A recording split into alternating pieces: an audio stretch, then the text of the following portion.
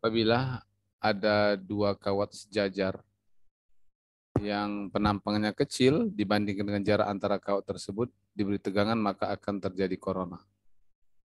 Nah, jadi kalau kawat tegangan tinggi itu, jari-jari kawat itu kan dibandingkan dengan jarak antara kawat dengan kawat yang lain itu pasti sangat kecil gitu.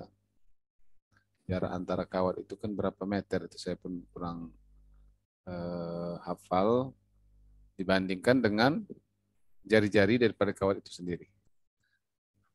Kenapa? Karena kalau jaraknya itu dekat antar kawat itu, maka dia akan antar kawatnya itu yang terjadi partial discharge-nya. Kemarin kita sudah belajar mengenai partial discharge, yang artinya adalah gagalnya isolasi sebagian. Begitu juga kalau antar kawat itu dekat, maka kan di antara dua kawat itu kan ada udara. Udara itulah sebagai isolatornya. Jadi kalau dekat dia, udara itu akan gagal sehingga terjadi loncatan api dari kawat yang satu ke kawat yang lainnya. Tetapi kalau jaraknya itu jauh, maka dia akan terjadi corona atau peluhan sebagian pada permukaan kawat tersebut.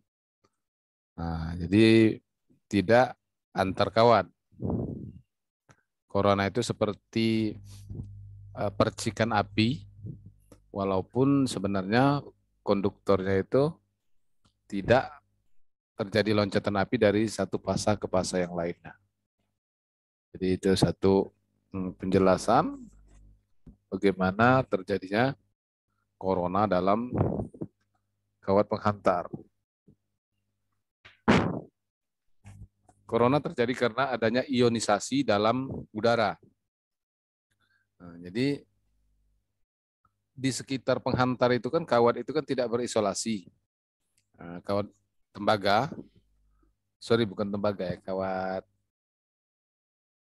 campuran baja dan aluminium yang ada di tegangan tinggi yang di atas tower itu tidak berisolasi, sehingga udara yang ada di menempel di kawat itu kan pasti udara itu kan menempel di kawat itu. Maka akan terjadi ionisasi. Karena apa? Karena akibat dari tegangan yang tinggi daripada tegangan kawat penghantar tersebut. Nah, perlu kita ketahui bahwa jika tegangan tinggi itu akan menghasilkan medan listrik yang tinggi. Kalau arus tinggi akan menghasilkan medan magnet yang tinggi gitu. Jadi harus dibedakan antara tegangan dan arus.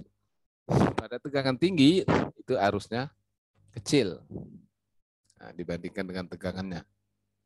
Nah, jadi tegangan inilah yang akan mengakibatkan udara yang menempel pada kawat itu akan mengalami kegagalan. Karena apa? Karena medan listrik di sekitar kawat itu juga tinggi. Bahwa kalau medan listrik tinggi itu antara antar atom itu akan mudah memindahkan elektron-elektron kulit terluarnya. Nah, dalam kimia ya, pelajaran kimia lah itu. Maka elektron atau molekul-molekul udara itu akan kehilangan elektron terluarnya. Elektron terluar dari molekul-molekul udara itu akan pindah ke molekul udara yang lain. Itulah yang menyebabkan adanya aliran arus. Jadi kan aliran elektron itu akan membentuk arus listrik.